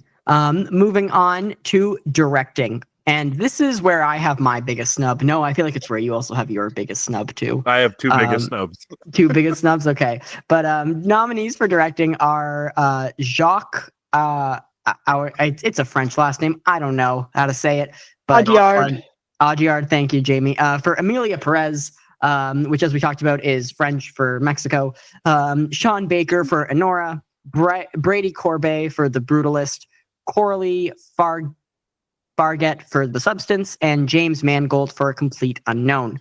This is a wild list, I think, because James Mangold just does not deserve it at all. Sean Baker, like I said, I think that this is because Enora won't get much. This is kind of where I could see them giving Enora something, either this or the writing category, because Sean is nominated for both of them, so he would get something. And yeah, Emilia Perez, we've talked about a bit. I've seen a few clips from Emilia Perez where it just looks very strange. Like the one clip I saw, like I don't know if they're at like a nightclub or something, but it's like an illuminated dance floor sort of a thing. And it's just very strangely shot, I felt. It looks maybe that's also film. the style. Yes, exactly. It just looks, but maybe that's a style or something. Like I don't know. I haven't seen all of it, so I don't want to fully make a call there. I don't know what the budget was like either. Yeah, but Sorry, it was huge. Sun went huge. down. It was big. Yeah. Here's my main thing though. When Dune Part 1 was nominated for everything but directing, and everybody got mad because Denis Villeneuve was once again snubbed, the Academy heard that. They knew. And here we are with Dune Part 2, and they didn't nominate him again. This man has not directed a bad fucking film. He's fan-fucking-tastic. He's Canadian too. Shout out to Denis Villeneuve. We absolutely love him. But he deserves to be on here, deserves to be nominated. He deserves to fucking win. And he deserves to win above everybody else, I think, in this category. And I'm just very, very upset that he is not in this category. Yeah, it's bullshit. It's straight up bullshit. Yeah. I mean, I feel like it must be the release date of this movie that has knocked it down so much. Yeah, I mean, probably, but in another universe, this would be a stacked list. If we had him in here, if we had Robert Eggers, like, I know. what is going on? This is so not stacked, even though I feel like we had a year of incredible movies. Looking at this, the only, like, okay, actually, Sean Baker, kind of goated. I do really like the directing in Enora, and it is something special and something different. But I do feel like Coralie Farget, I'm so sorry, I don't know how to pronounce it. That's a deserved win. That's such a clear deserved win. That's such a, like I said, surrealism has not had its moment here yet. And this type of surrealism I have not seen before, except, I said it before, except in the Cat in the Hat movie, in the residential scenes in the Cat in the Hat Michael Myers movie. But of course, whatever, that movie has it doesn't keep that tone the whole time, but maybe it should be nominated. Who knows? Like with these nominations, maybe it would fit in.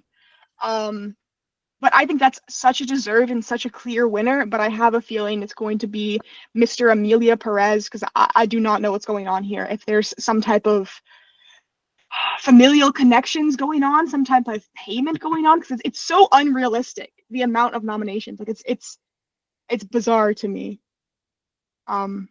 It's bizarre to me. Well, like, isn't there a list of movies that it has the same amount of nominations of, and it's just a wild list?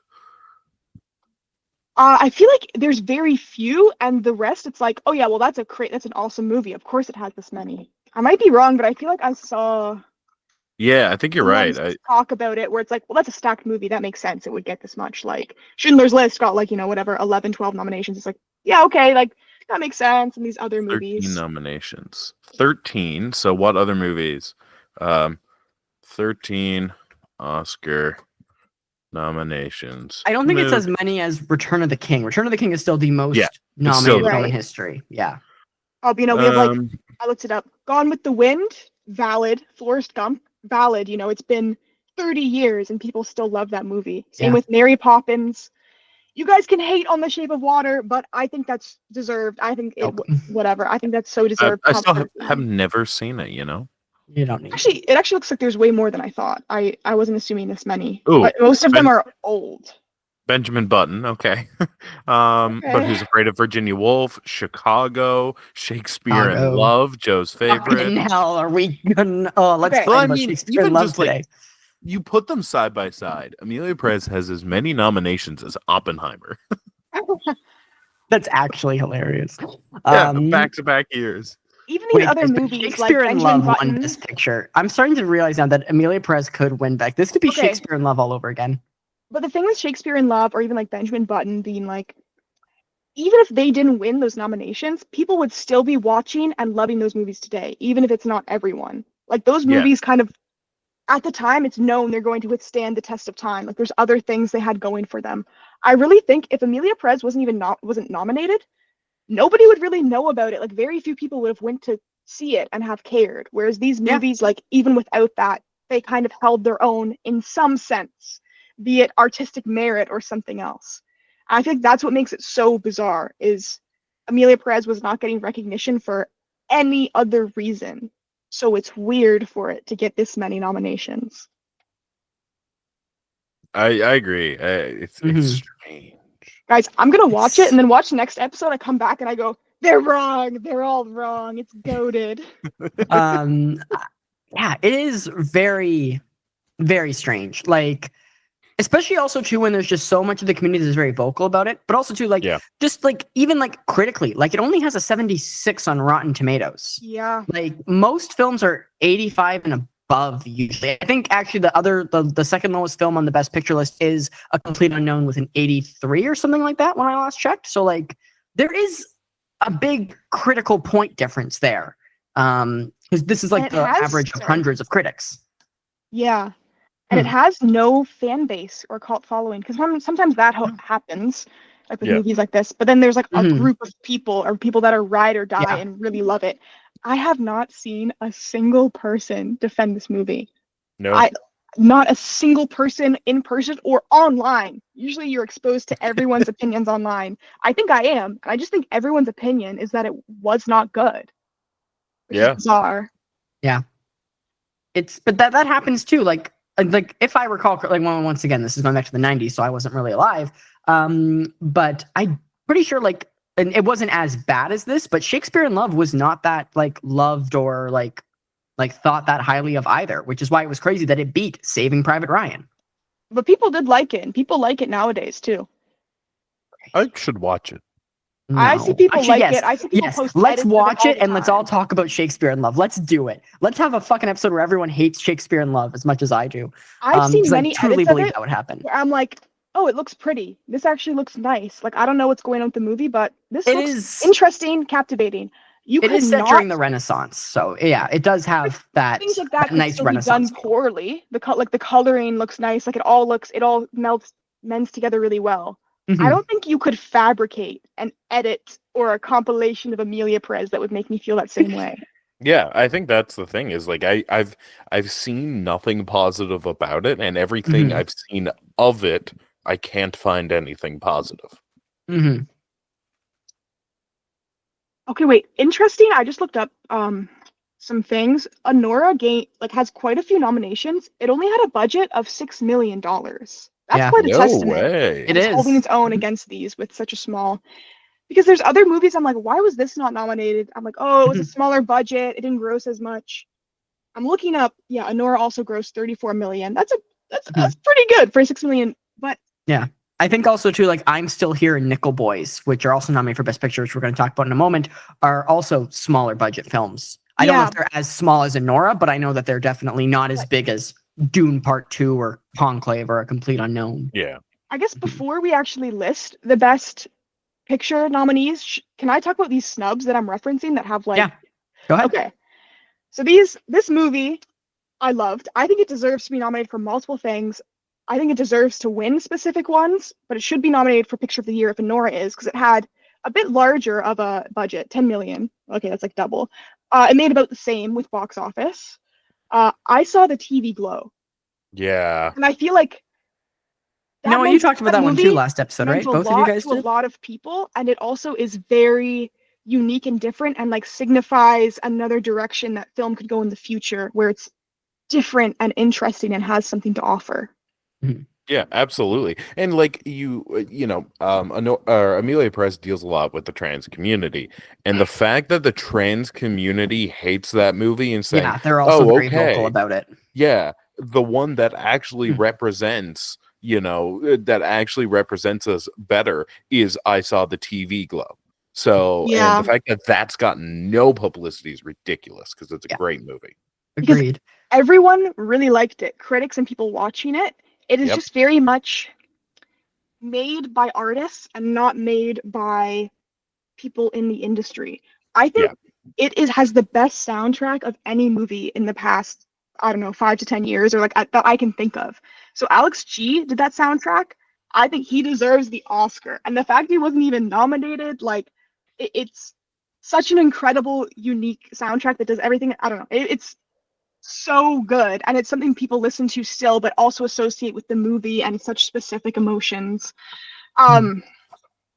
Yeah, I also think maybe like perhaps like say like design, some type of design nomination would be very justified for this, be it costume or lighting, something like that. Like really interesting when they have like the two different worlds. I don't know, it's done good.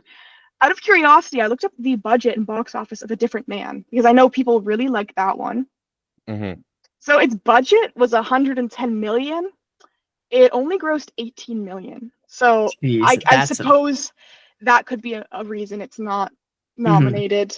Another small snub I forgot to mention for the best actresses.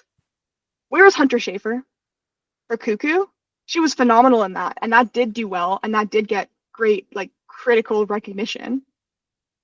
Like yeah. So when people make the argument like, oh, they just have Amelia Perez because they want a trans woman nominated, it's like, well, no, because there's a much more clear, deserved option there. Yeah, I mean, there was a stronger performance by a trans actress. Yeah. Just for also reference on your score point, Jamie, the nominees for original score this year are The Brutalist, Conclave, Amelia Perez, Wicked, and The Wild Robot. Give it to the robot. Yeah. Yeah. I don't think anyone else deserves to be nominated, let alone win. Like, what is going on? Where's the Dune soundtrack? The one that's like, that's ridiculous, man. Oh my Are God. you serious? It's the so Dune iconic. soundtrack not being nominated is ridiculous. Why are they not performing the Dune soundtrack live on stage with Timothée Chalamet just yelling, "I am Paul Morbius"? What? That's best score soundtrack. It's different for best song. Certainly, best song could be like certainly Wicked will, or I guess no, because it's not original song. So Wicked couldn't be nominated, right? Yeah, no. The nominees, like besides like the one from Sing Sing, like there's El Mal from Amelia Perez, The Journey from the 6888, I haven't even heard of that, Like a Bird from Sing Sing, Mi Camino from Amelia Perez, and then Never Too Late from Elton John, Never Too Late. Apparently there was like an Elton John, I don't know if it was like a documentary or what it was, but it's and Elton John is nominated for a song for this thing. I had no idea about this. Well, I just hope he wins because like I like Elton John, and maybe he'll get EGOTs. Maybe he'll branch into theater and TV. Who knows? Does he not have an Oscar already for The Lion King? Oh my gosh, you're so right. Yeah. He probably does. Yeah, I'm pretty sure he does. Don't quote me, but I'm pretty sure he does. Give Elton John another. He's only retired like 5 times. Let him do this, and then maybe he'll retire for real. Okay, wait. Also, looking things up, I'm just checking the costuming because I was curious about that. The nominees. Okay. Yes. This is like the closest valid nominee list I've seen. So costume design. We've got Wicked, A Complete Unknown, which I think that is a valid, like whatever. They did good.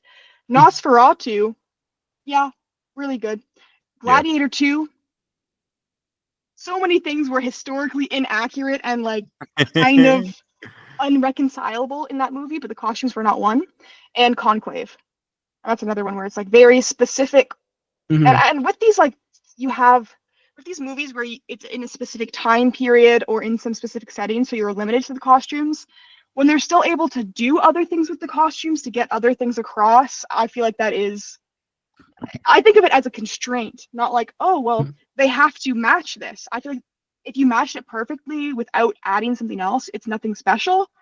Yeah. So I'm glad Nosferatu got nominated, but where's Dune 2? That's the one I was looking for. That's what I It was did get looking for. nominated for production design. But what about costume design? not Did you see costume, any of yeah. what like Princess Irulan was wearing? If you asked me what's fashion going to be like in 20,000 years, I'd be like, I don't know. But if you showed me that, I'd be like, that. How would That anyone and have known that? And what Christopher Walken's wearing when he comes in at the end. Oh, I forgot Chris. It's so funny that he's in it. That's so funny. But even just, yeah, like the costumes of all the different cultures and how it is so reflective of these cultures. And I mean, I'm so Dune pilled. I'm on like the fourth book. The outfits are very seldomly, like, it is not really described. It is like just the cultures and stuff. But the fact that it is exactly what I would have pictured in my head that's in the movie, it's so, from like what someone's wearing, you know exactly what culture they belong to, and you can immediately guess like, oh, that's a brutal, unforgiving, like competitive culture like that. This is more, I don't know. It's so good. So the fact it's not nominated, like, I don't know what's going on. Yo, say with the substance. Why is the substance not nominated? That yellow trench coat alone deserves to win. So maybe this is the most justified list, but I still think it's silly. Another very good list, like it's like these smaller categories that are just like actually sane, like production design. It's The Brutalist, Conclave, Dune Part 2, Nosferatu, and Wicked. And I want to shout out Conclave because they're obviously not filming like in the middle of these like high tourist Italian piazzas or in like these churches or like in the Vatican, but it looks like it. Like it is so well done and put together, these sets overall, and it was just really, really great. So I wanted to shout that out. Dune, of course, just everything looks great right there. Wicked, the production design was really, really cool, especially like the train that was actually like they actually fucking built that fucking Emerald train, which is super cool. The production design is wicked. I mean, is great. Yeah, I didn't even intend for that. The production design is great, and then they slapped a good old gray filter over everything. Yeah, but the production design is masterful. That's what has me like so taken aback from that movie. Is it looks so bland, and I think it should be so vibrant. Like, what is going on? I noticed that in when we were seeing the movie at Cineplex, because they show like the little like behind the scenes stuff in the pre-show, and so they show them like, oh, filming the Emerald Train. And I'm like, that looks completely different than the trailer. Like that is a different shade of green. Yeah, that looks entirely better than in the trailer. Yeah, it does. Okay, the idea of Dune 2 getting nominated for production design is funny. I do think it deserves it, but I can see it being like, just imagine like kilometers and kilometers, like thousands, millions of kilometers of sand, and like maybe dunes. And like legitimately over half the movie is in a desert. It's not even in the when they're riding the worms. Yeah, they brought real worms in for that.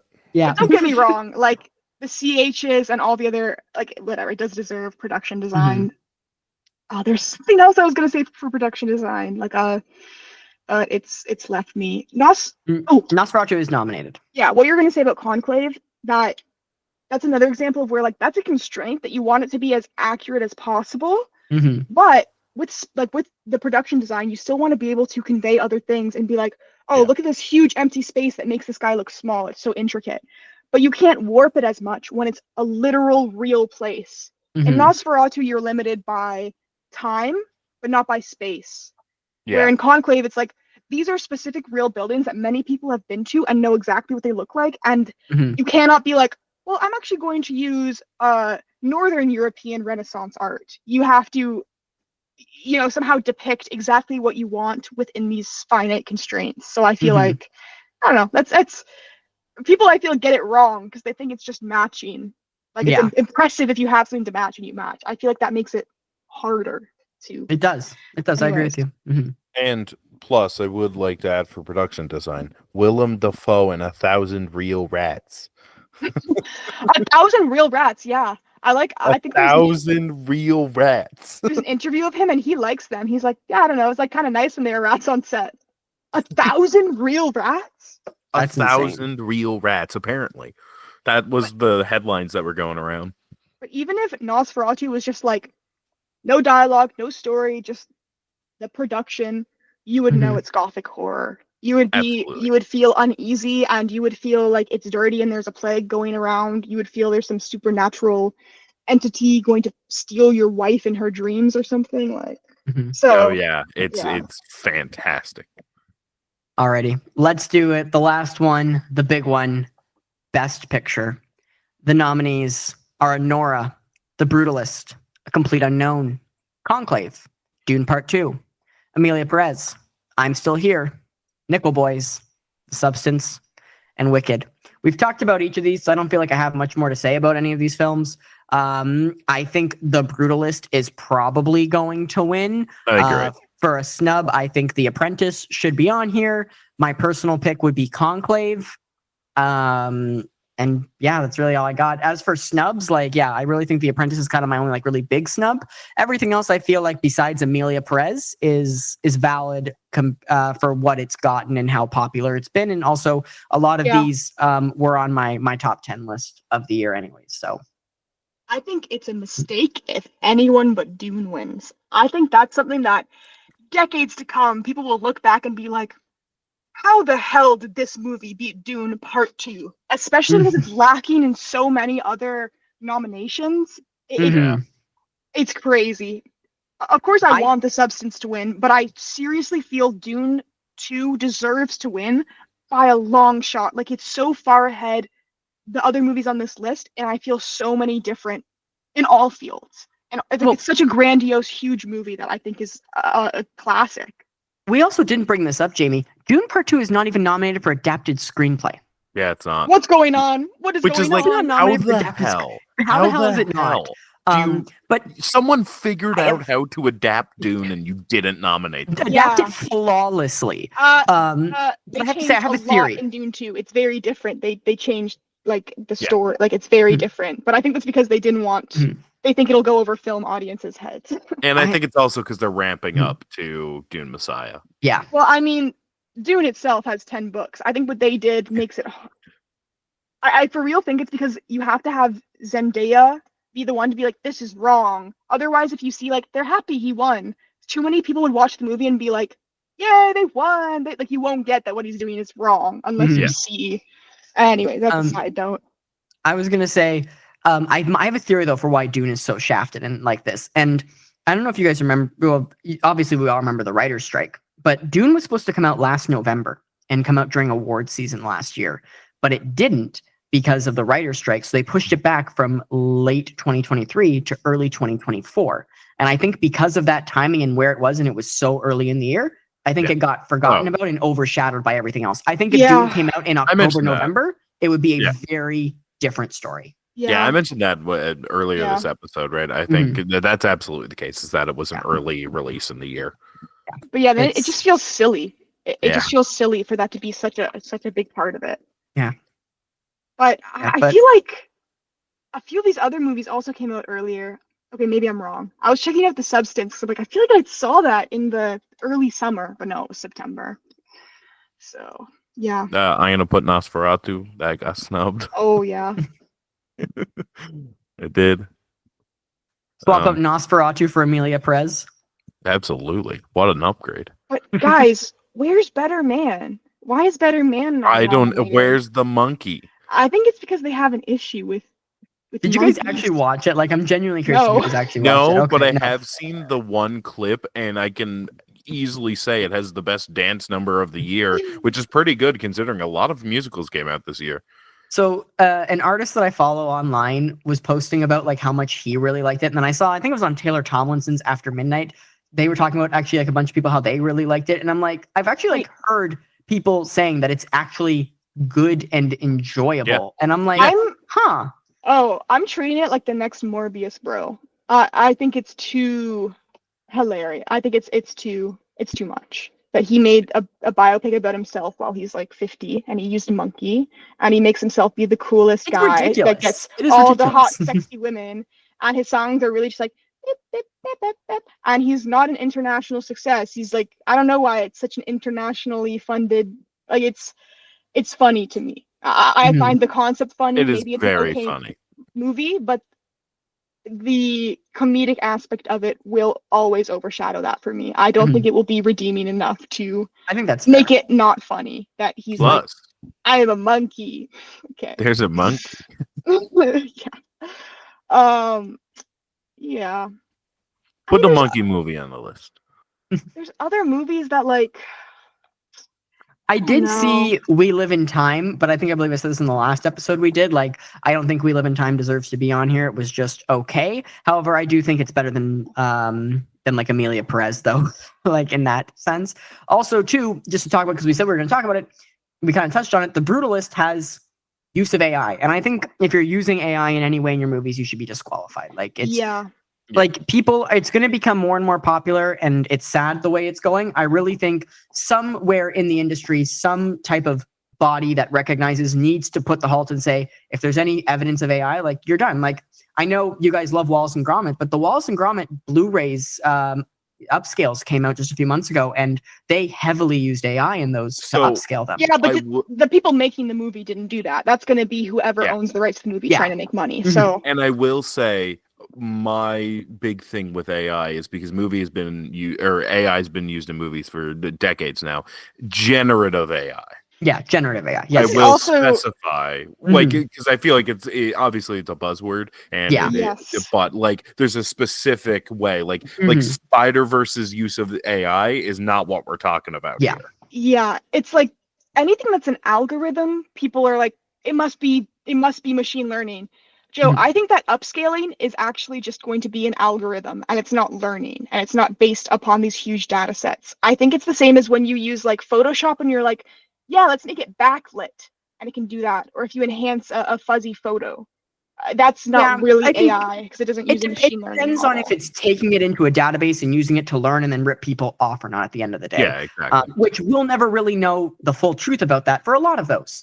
When it comes down to that. So I think that's, you're right. That is a bit of a gray area, and it's hard to disqualify all entirely. I'm just hitting you with an actually, because so many people call everything AI, and it's like, that's an algorithm. That is not, you don't know what that, it's just a buzzword people like to overuse. But I think if it's something like an algorithm used that, it's not taking away someone's creative capability, it's just making it easier for people to do things. I guess that's a slippery slope. Yeah, there's a fine line, but I totally get what you mean. Yeah. Yeah. I had something else. Oh, I feel like there should be some way to acknowledge horror movies in the Academy Awards. I guess the Golden Globes have best musical / comedy, and that just is kind of like anything that's not a drama. Right? But even the Golden Globes just have those. They don't have any other distinction, right? They don't have best horror movie. Yeah, because there's so many. Like this year, there were so many good, like, quote unquote, other movies that are maybe a bit too weird or unsettling to be acknowledged. Like maybe that's part of the reason Nosferatu wasn't nominated, or like whatever. I love Yorgos Lanthimos, so I think Kinds of Kindness should have gotten something, but it doesn't have anything anywhere. Yeah. But yeah. So I don't think The Brutalist should be allowed to be up here. It should be disqualified for what it's done. And I also find out that Adrian Brody thing, I'm even more upset. But I think it is going to be the one that takes it, sadly. Yeah, I think so too. Yeah. I guess my gripe with the with AI being used for his accent, it's the exact same gripe with putting actors and actresses in fat suits. Yeah. When it's like you're using something artificial to mimic something someone else has, so why did you choose that actor? Just to have the name to slap on a poster? Like, they didn't. I guess with the accent it's more because it's a testament to their abilities, whereas a fat suit is just someone's body, so you think they have the capabilities. We want about the physicality. Okay, so maybe that is different, but I feel the same way about either be Christian Bale and lose a bunch of weight and put it on for the role, or don't, guys. Or just find a fat actor. They exist. Yeah. Believe it. Fat people exist in real life, believe it or not. And I think there's certain areas where it's a fine line, like even with that, like The Whale. Like I think that was really what I was about to say. I think that's is justified because it's a guy who has struggled with this. It's someone who has a personal connection to that. He's not a small guy anymore. There's a lot of personal allowance there that I think that makes it okay. But if you're doing Hairspray, if we're getting Hairspray next year, we're not getting Hairspray next year, but if we were, and you're sticking an actor in a fat suit again, go fuck yourself. Get rid of it. You missed the point of the whole movie. Well, also the whale too, it is a bit, I don't want to say exaggerated because there are like real people with those struggles, but like it is meant to be in some areas like a bit more over the top to convey that point as well. It's very much about that. So I think it would be difficult to I cast. think it's different when that's not the point of the story. Someone just is fat, and it's like, okay, so then why did you cast that actor? I just think it's taking opportunities away from people. It's my same gripe with them casting beautiful people for everyone. It's like, I'm not going to believe that this story set in 1700 that everyone had lip fillers and like eyelash extensions back then and like perfect symmetry and perfect teeth. Like, what is going on here? What's happening? I don't know. So it's just a matter of like, why did you do this? Why did you cast this person? Just have the name on it, or because of their skill? Yeah, absolutely. I think we need more ugly actors and actresses. Stacked. Bring back uggos. Literally, like it's so needed. Like they're all so beautiful now. Yeah. Even the weird looking ones are beautiful. Yeah. Like people being like, "Oh, Anya Taylor-Joy, so unconventional looking." What the heck are you talking about? What's going on? What? Yeah, that. Anyway, that's just a side note about my gripe with Hollywood being too beautiful. Yeah. Let's next time join us as we break down everything toxic about Hollywood. JK, there's not enough time in the world. Should we take a moment to acknowledge that we all hate this toxic machine and are sick of it, but we host a podcast about it? Yeah, well, we just want to move on. We just want to move on. I hate what's put out by the machine. That's why I'm not crazy about The Brutalist, because I feel like that is exactly what you're expecting Hollywood to do in the movies. Like, it's just kind of formulaic. Fucking Hollywood movie. Oh, it's so Oscar bait. Like, I'm better than that. I'm not like I'm whatever, but I like things that are like feel like art. Don't just feel like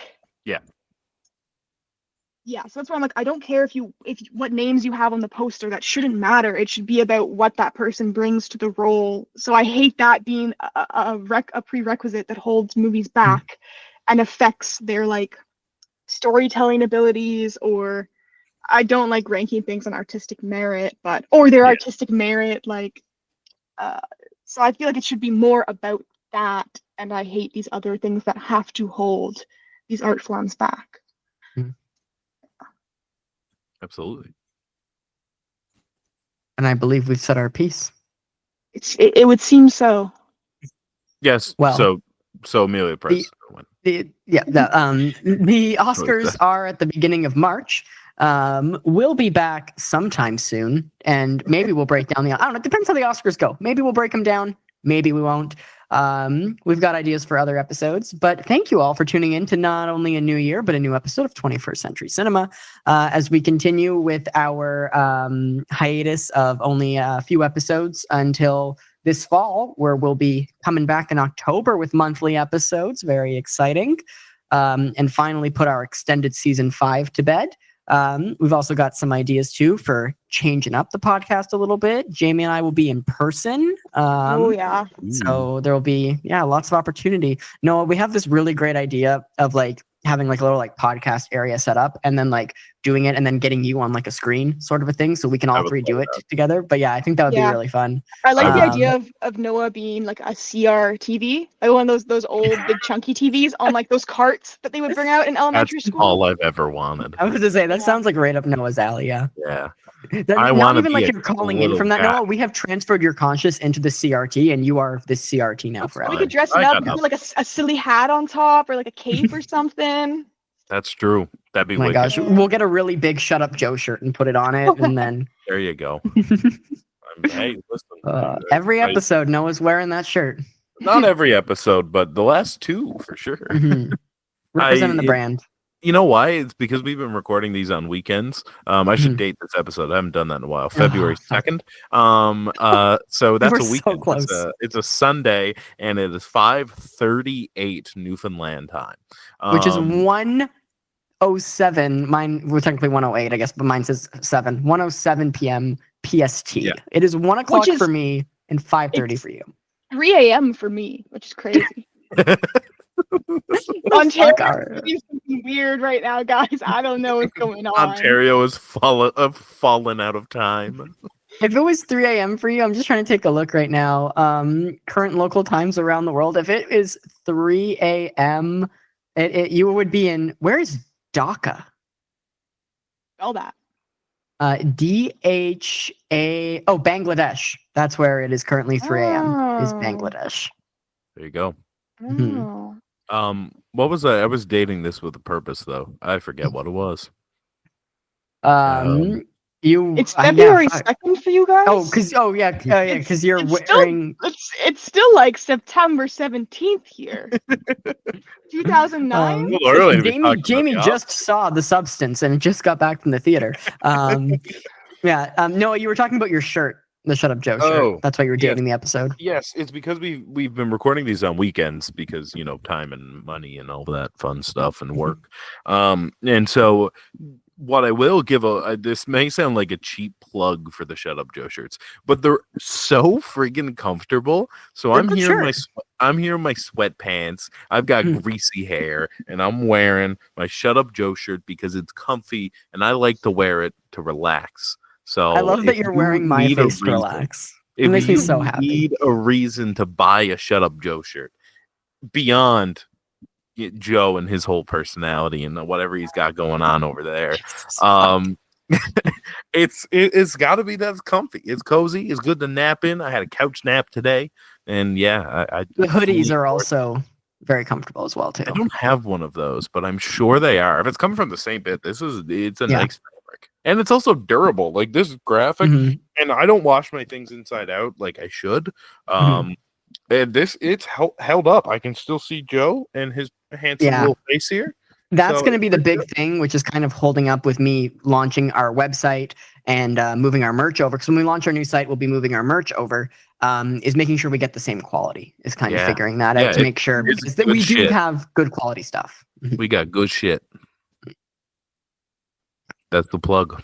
That's the plug. Well, thank you, Noah, for plugging the merch, so I don't have to. But since we're plugging Noah, anything else you want to plug?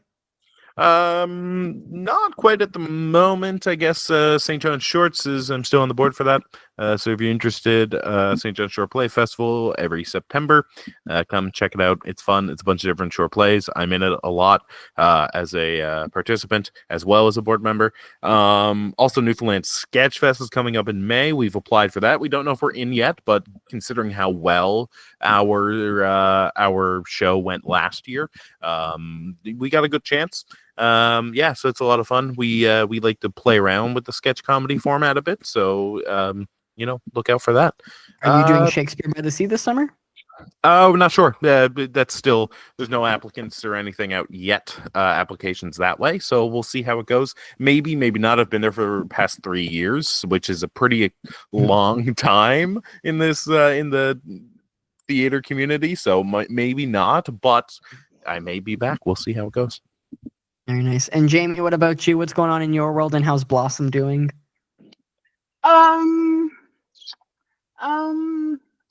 We're doing stuff. We're doing good. We're still, perhaps we have an EP to be released soon. I do not have a date. I will probably be saying the same thing in a year's time. But we're still doing shows around GTA, and now we're expanding into like the London scene and stuff. We still have a website with merch and information on it, and that is that. I've also been listening to a lot of Blossom. You guys are fantastic. Oh, slay! Listen to Blossom. You can also hyperlinks in the description of every podcast episode, including the old ones. I went back and edited our static stuff. the Blossom information to stream Blossom. It's all in there. So yeah, check out Blossom, guys. Hell yeah. I am yet to see a live Blossom show, but my wife has Big been, fan. and yeah, she hasn't shut up about it. She loves. There might be some bias there, being Jamie's sister and all, but she does very much enjoy the live show and keeps saying we should go to a live show. And I'm like, well, we should live in the same province first, then we can go to a live show. Yeah, and I don't have too much going on. I am working actually, so I'm working on a project that I can't talk about right now, but it may or may not have some relation to Bethesda Game Studios. Yeah, this is real. I haven't told you guys about this yet. Scrolls 6. He's finally gonna release. Joe, release it, please. Give us Elder Scrolls. All I can say is, I am working with a certain community on something that will be coming out in this October that I'm very excited about. That I will reveal more details when I can closer to, but this is something that has just kind of all started happening over this past week, and it's really exciting. It's a project I'm really excited about. Otherwise, I am still doing the usual comic book stuff over on TikTok, over at Who Killed the Peacemaker. Same thing on Instagram, where I repost when I remember to. And you can always check out more of 21st Century Cinema. We are on Patreon, patreon.com/TFCC. Our one patron is Noah. Come join him. He wants a friend over there.